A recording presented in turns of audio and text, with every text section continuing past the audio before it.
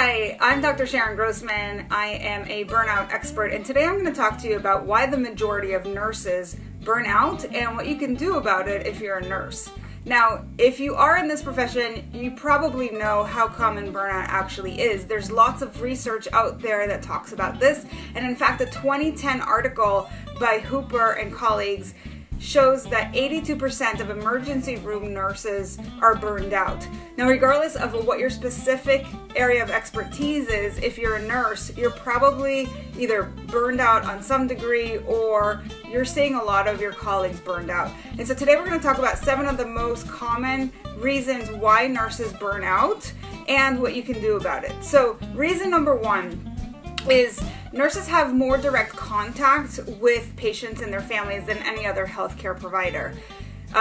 That's really key. When you're constantly interacting with people, that can lead to burnout, especially when they're demanding and they just, when you have a lot of patients that you have to go see. So there's a lot of issues around that. Second thing is they have longer shifts. Now, I don't know many doctors that have really long shifts, like 12 hours plus, or that always work overnights, but a lot of nurses do this, and this can really mess with their circadian rhythm. And then what I find is, especially if they're working the night shift, then they try to have a nap and then catch up with life during the day, and it feels like they're just not getting enough sleep.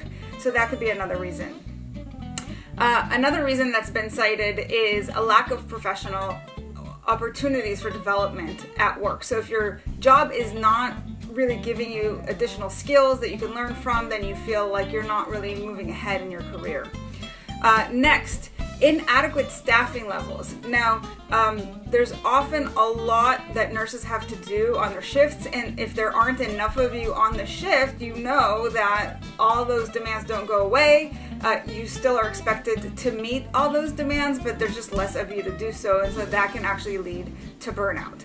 Next, we have the fact that a lot of the work that you do can actually have a traumatic component to it, and if you don't have a way to recover from the traumatic events on your job over time, it can really start to wear on you. Inner staff conflict. This is true for any profession, but one of the things that's been coming up a lot in research for nurses in particular is this sort of thing can happen, especially because nurses tend to be on the job more so than the physicians, but they have less power to make decisions, and so that can create some conflict or make you feel like your opinion isn't as important. And lastly, a lack of teamwork. So again, it's all about how do you work with other people that you're sharing the floor with, and it could be somebody who is another nurse, or it can also be another profession. Now, I worked with a nurse recently who was being harassed by one of the other nurses because there's such a competitive flavor sometimes in terms of who goes higher up in the rankings, even within the nurses. And this guy that was harassing him was actually part of the union. He had a lot of protection, so that he wasn't getting the full brunt of the consequences of his actions, and it was really affecting my client. So these kinds of things happen.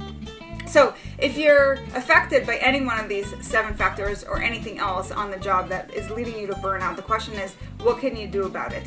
Now, all the research really points to one significant factor, and that is support. Because when you feel supported, it increases your engagement, and engagement is the number 1 key to overcoming burnout.